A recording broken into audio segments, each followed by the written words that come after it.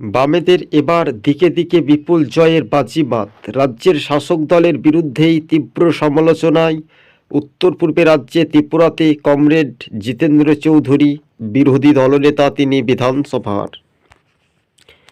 কার্যত উমরপুর ত্রিপুরা রাজ্য রাজনীতি পাহাড় এডিসি ভিলেজে দাপট কিন্তু সিপিএমের একচেটিয়া বলাই যেতে পারে। কিন্তু মানুষ ভোট দিতে পারছে না কেন, এটাই প্রশ্ন রাজনৈতিক মহলে।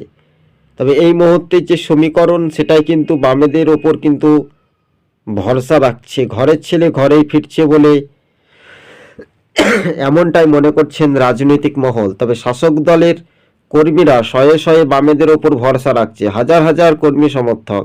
কিন্তু বামেদের যে জয়ই শুধু সময়ের অপেক্ষায়, এটাই মনে করছেন রাজনৈতিক মহল। 26 টিভি ইউটিউব চ্যানেলটি ভালো লাগলে সাবস্ক্রাইব করে সঙ্গে থাকবেন।